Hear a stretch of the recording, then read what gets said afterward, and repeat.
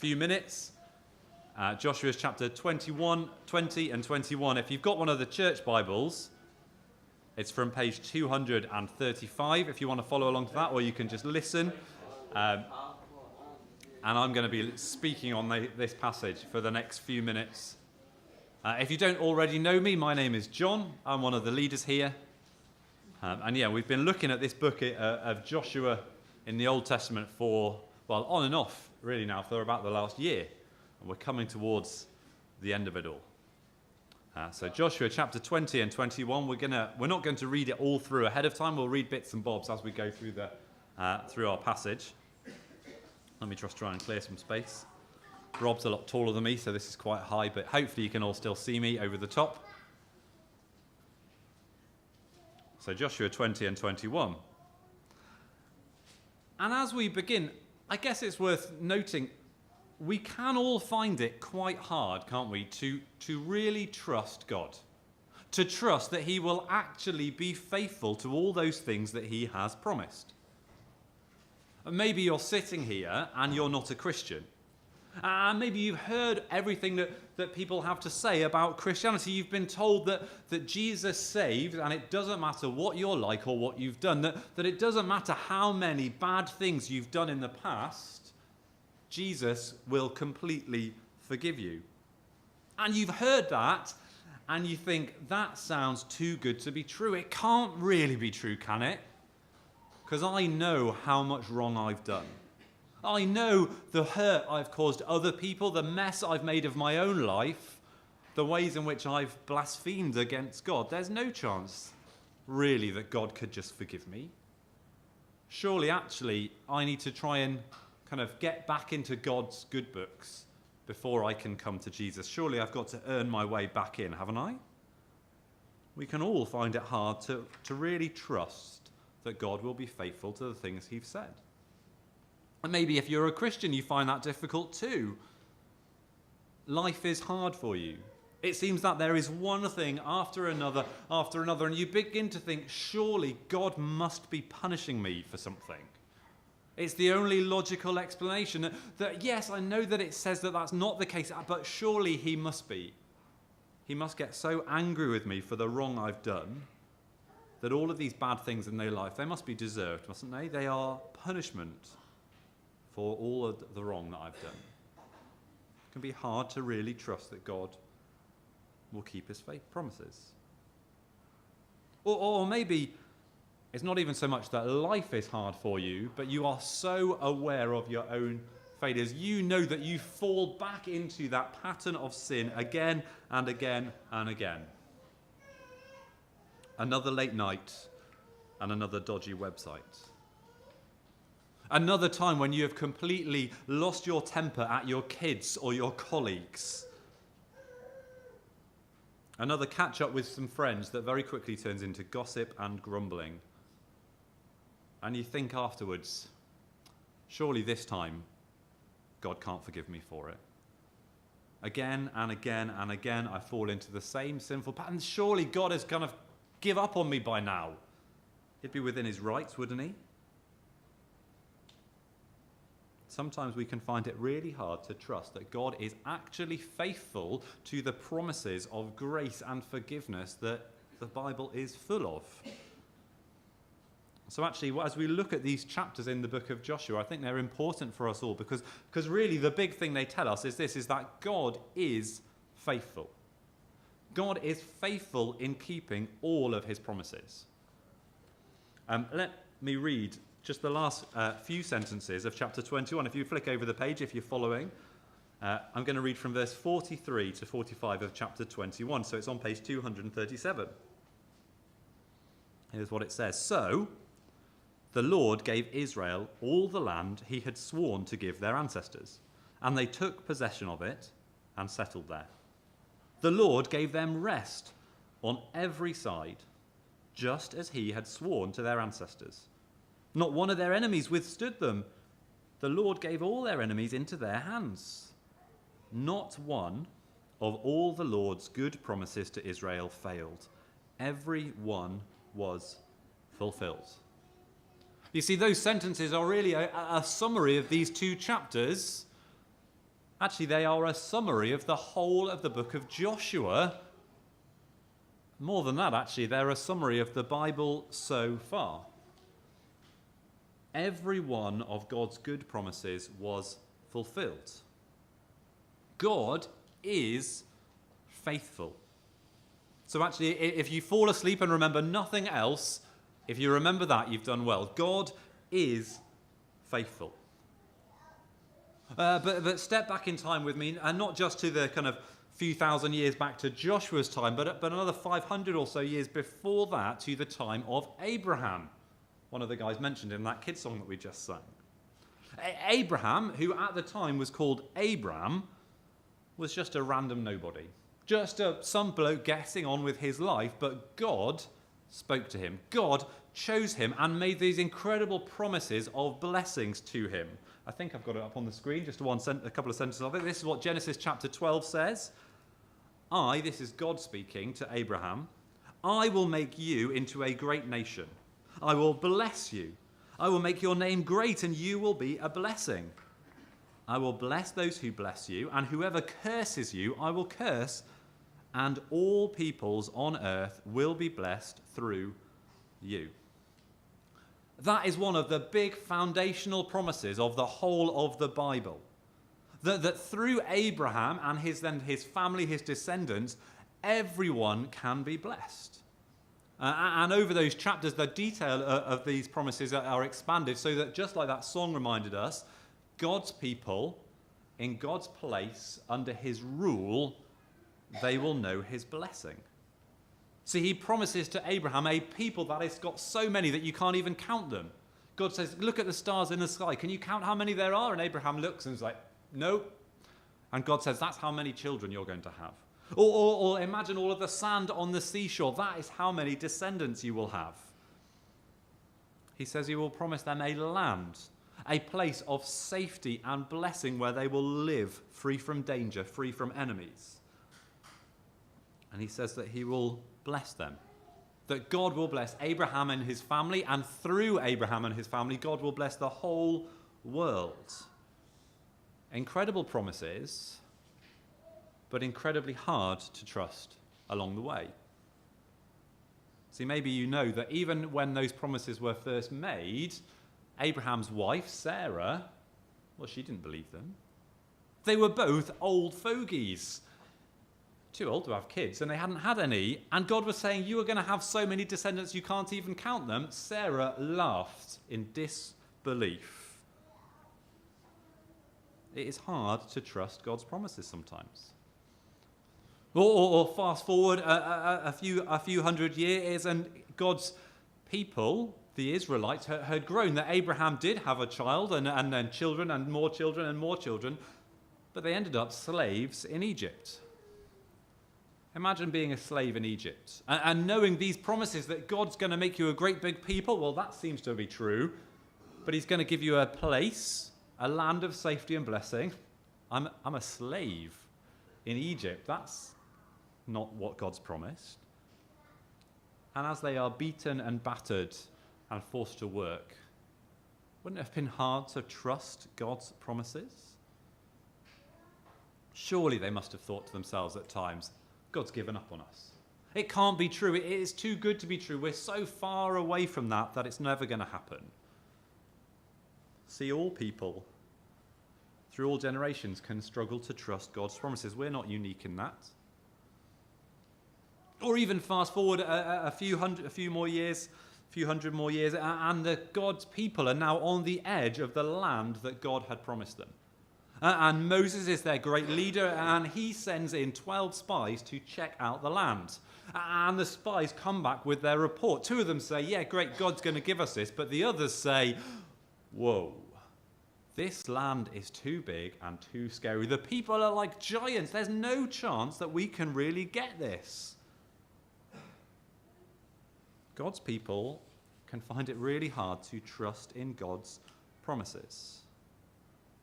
And yet here, where we are up to in the book of Joshua, all of God's promises are proving to be true. They've entered the land. They've conquered it. They've divided it all up between God's people. And so, as verse 45 of chapter 21 says, not one of all the Lord's good promises to Israel failed. Every one was fulfilled. God is faithful. Even if along the way we can find it hard to trust that, he proves himself to be faithful again and again and again. God will keep his promises in his perfect time. So as we focus on our passage, on these two chapters, chapter 20 tells us all about cities of refuge, and chapter 21 tells us about cities of Levites. I think I might have some, there you go, there's a brief outline of what's going on in these chapters. Let me read. I'll read the whole of chapter 20 because there's only 9 verses, so it shouldn't take us too long. So if you flick back a page and we can listen to this. Then the Lord said to Joshua, "Tell the Israelites to designate the cities of refuge as I instructed you through Moses, so that anyone who kills a person accidentally and unintentionally may flee there and find protection from the avenger of blood. When they flee to one of these cities, they are to stand in the entrance of the city gate and state their case before the elders of that city. Then the elders are to admit the fugitive into their city and provide a place to live among them. If the avenger of blood comes in pursuit, the elders must not surrender the fugitive, because the fugitive killed their neighbour unintentionally and without malice aforethought. They are to stay in that city until they have stood trial before the assembly, and until the death of the high priest who is serving at that time. Then they may go back to their own home, in the town from which they fled." So they set apart Kadesh in Galilee in the hill country of Naphtali, Shechem in the hill country of Ephraim, and Kiriath Arba, that is Hebron, in the hill country of Judah. East of the Jordan, on the other side from Jericho, they designated Bezer in the wilderness on the plateau in the tribe of Reuben, Ramoth in Gilead in the tribe of Gad, and Golan in Bashan in the tribe of Manasseh. Any of the Israelites or any foreigners residing among them who killed someone accidentally could flee to these designated cities and not be killed by the avenger of blood prior to standing trial before the assembly. God sets up cities or refuge, places of safety for people who have done wrong, but unintentionally. And notice, it is God who takes the initiative here, isn't it? God says, this is what you must do. Because the God of the Bible is a God who acts, the one who is active in keeping his promises. So here he says to Joshua, take these 6 cities to become cities of refuge. Exactly what he had promised way before, that's recorded in Numbers 35 or Deuteronomy 19, if you want to have a read of those later. And essentially, these are places to ensure that justice is done, to ensure that there will be fair trials. You see, just imagine the scene with me a moment. You're out in the woods cutting down trees. You're getting some wood together so you can build a nice house or something. And you swing back vigorously on your axe, and the head of your axe goes flying off, whack. You turn around and you see, crumpled on the ground, one of the other woodcutters has been bashed in the head and has fallen down dead. You didn't mean to kill him. It was a terrible accident. But that guy's closest relative doesn't see it that way. All he is absolutely livid, understandably, that you've killed his brother. An eye for an eye, a tooth for a tooth. He is the avenger of blood, the closest relative. He is the one to ensure that justice is done for his family. In that moment, he could come with a rush of blood to his head and kill you down. But God has set up these cities, 6 of them spread out around the country, around the area. There you go. You can see from the stars, they're tried to spread out around all of the land so that there's always one within distance, reaching distance from everybody. And because it has been an accident, the expectation is you go quickly to these cities of refuge, and there the elders, the leaders of each city will make sure that you get a fair trial. Did you notice in verse 9, this is not just for the Israelites either, this also applies to the foreigners in the land. So actually this is for all people. And behind all of this is an assumption that God's people will do right. Maybe if you're a cynic and sinful like me, your immediate thought is, well, I could murder someone on purpose and then just pretend it was an accident and go and get refuge. But behind all of this is a knowledge that the God of the whole earth is in charge, and he will ensure justice is done. And this is about making sure that the fugitive has a fair trial. They might be found guilty of murder, in which they'd be handed over to death. But if it truly was an accident, then their life will be spared. But did you also notice that this city of refuge is also ultimately a prison? If they are found innocent of doing it on purpose, they still have to stay in the city. They can't leave. In fact, elsewhere in the Bible it says if they do choose to leave before the high priest has passed away, then the avenger of blood can, within their rights, go and kill them. They are imprisoned in this city to pay the price for their crime. You know, we have the same laws in our country, don't we? Manslaughter is still a crime, just not as serious a crime as murder. But they're told they are to stay until the death of the high priest. If you know much about the Old Testament's laws, you'll know about things like the year of Jubilee and the Sabbath laws, and how God so often shows there's a chance for a clean slate. Second chances, great resets. And it's the same here, isn't it? That when the high priest dies, all is forgiven. You have a clean slate. Actually, doesn't that sound strikingly like the Lord Jesus, who the Bible says is our great high priest? That the high priest dies and forgiveness is available for all. Now, the Bible never actually makes that explicit connection with Jesus and this moment here, but it does show us God's character, doesn't it? And Jesus' death is far greater and offers far more forgiveness for far more people than simply when this high priest passes away. But God is the God who loves to offer second chances. And we see that in these cities of refuge. He wants to ensure that justice is done. Well, then let's carry on briefly through chapter 21, where we hear about the cities of the Levites. Let me read the first couple of sentences of chapter 21. Now the family heads of the Levites approached Eleazar the priest, Joshua son of Nun, and the heads of the other tribal families of Israel at Shiloh in Canaan, and they said to them, "The Lord commanded through Moses that you give us towns to live in with pasture lands for our livestock." So, as the Lord had commanded, the Israelites gave the Levites gave the Levites the following towns and pasture lands out of their inheritance. You see, in this chapter with the cities for the Levites, it's the Levites that take the initiative because they know what God has said and they trust that God is the God who keeps his promises. So they act in faith. They go up to Joshua, to Eleazar and the other Israelites, and they say, hey, you have all been given your land. You've all had it divided up and spread out, but don't forget, God has said we can have land too. Not our own big area, but 48 cities spread out among you. So I think it's about time that we got given those, don't you? And of course, the rest of the Israelites do. And then over the rest of this chapter, there's a brief outline of it. Verses 4 to 7 give us a brief overview of how these cities are going to be spread out, while verses 9 to 40 flesh out more of the details of each of those regions and tell us the names of all of those cities. If you want to copy that down, if you like the sort of structure stuff, that you're very welcome to. The Kohathite Levites, who are descended from Aaron, well, they're going to get 13 cities spread out among Judah and Simeon and Benjamin. The rest of the Kohathite clan get 10 cities in Ephraim, Dan, and Manasseh. The Gershonites get 13 more cities in Issachar, Asher, and Naphtali. Oh no, Issachar, Asher, Naphtali, and the other half of Manasseh.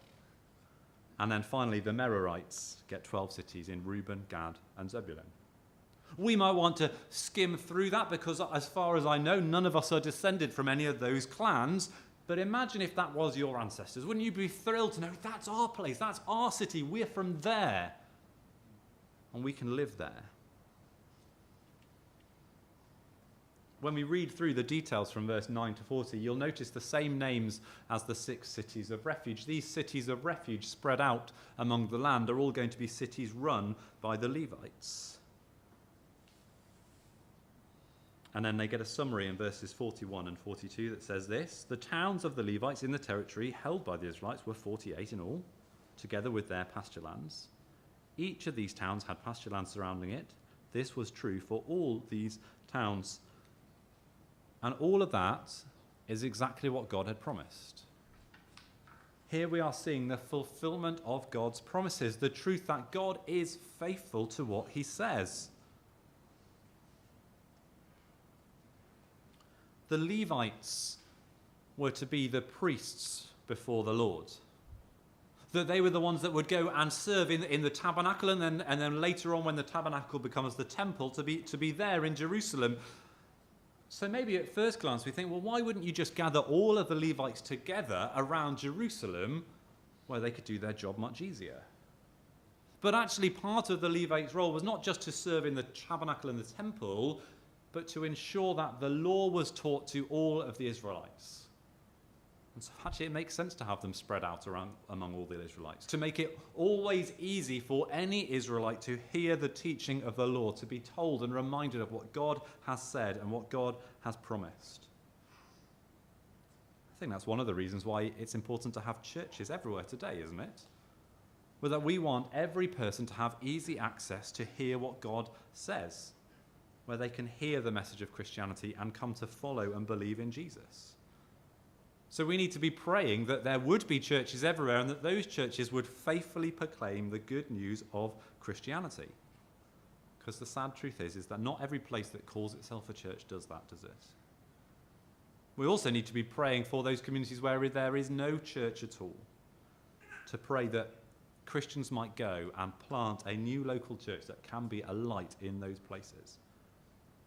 It's one of the reasons why we're partnered with the organisation Medhurst Ministries. They're seeking to take the gospel to the forgotten places of the UK. And we want to join in with that.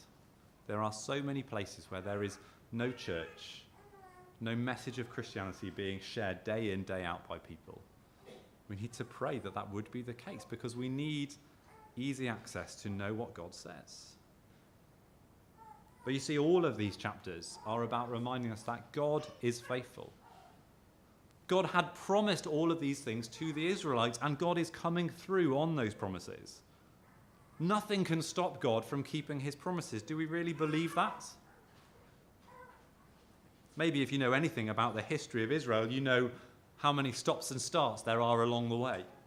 If you know everything that's happened before chapter 21 of Joshua, all of that history from Abraham onwards, you know that there was mess up after mess up after mess up, and so many problems that people thought, God can surely never keep his promises, can he?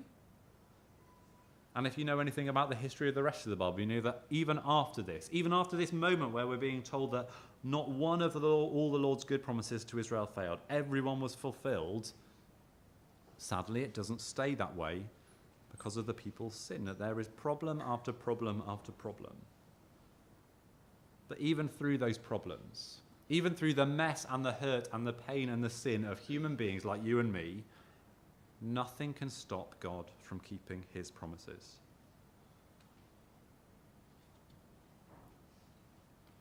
God has promised. Way back to Abraham, God's people in God's place, under his rule, they will know his blessing. That promise is just as sure today as it was back then.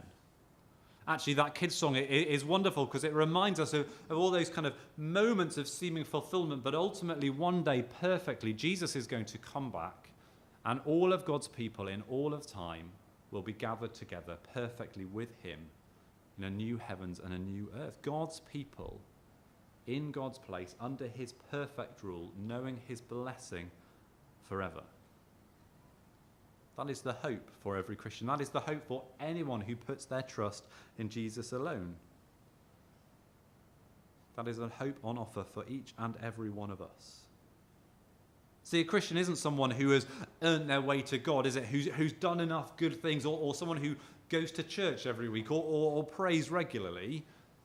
No, a Christian is someone who knows that they could never do enough to be forgiven, but who puts their trust completely in Jesus. Imagine for a moment that you are stuck in a burning building and a firefighter comes crashing through, smashing everything out of the way, picks you up in their arms and carries you out to safety. When you are out of that building and you are safe, you don't say, "Oh, thanks, I'm glad that we worked together on rescuing me there. We were a great team." No, we don't do anything. We don't add anything to that, do we? And it is even more the case with Jesus. We are stuck without Jesus. We are, in the Bible's language, we're dead, essentially. And the thing about a dead body is it can't do anything. But Jesus comes, and through his death on the cross and his resurrection to an incorruptible life, offers us life. Gives us resurrection. Now, this is God's promise.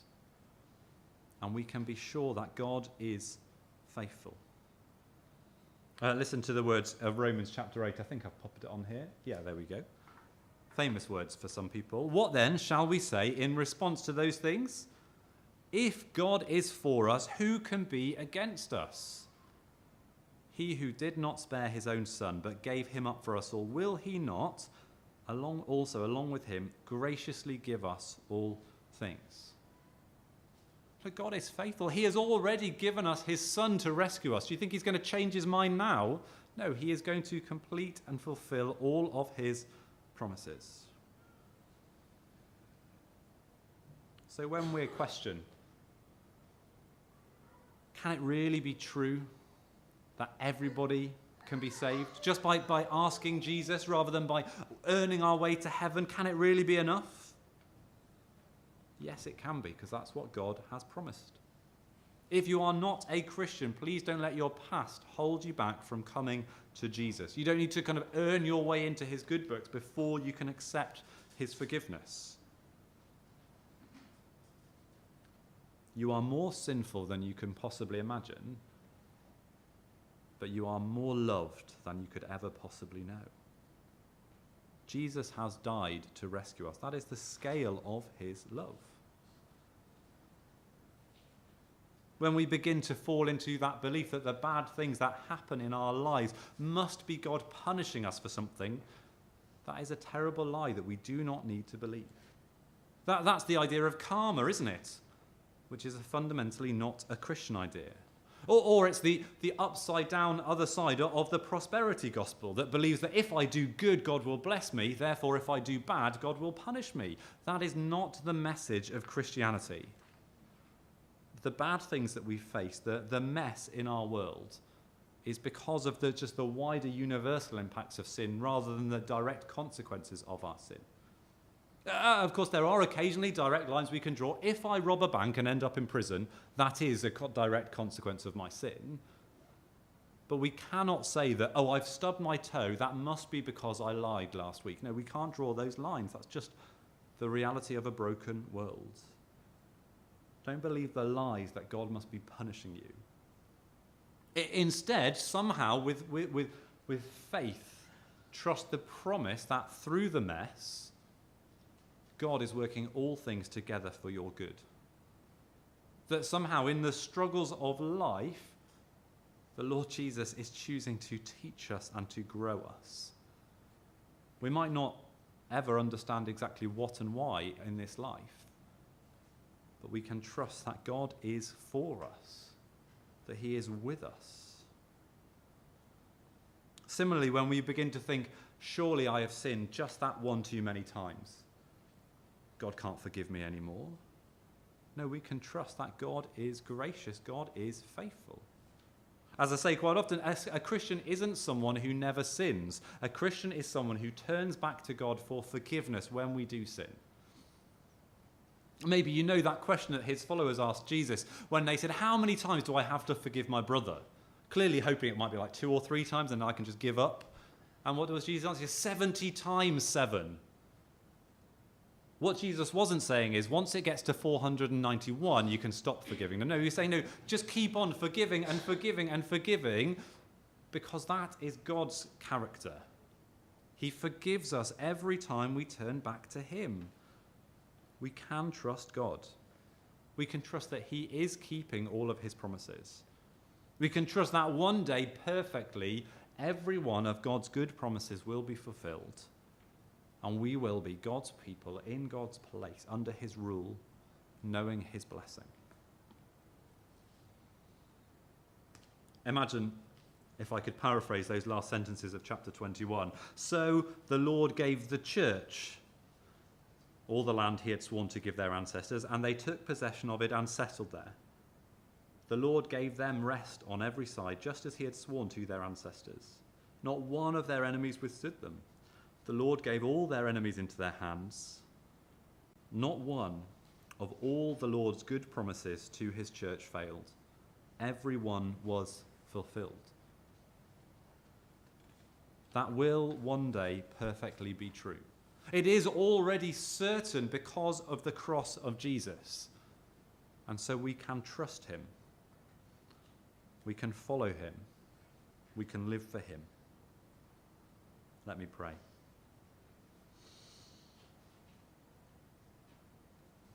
When Satan tempts me to despair and tells me of the guilt within, upwards I look and see him there who made an end to all my sin.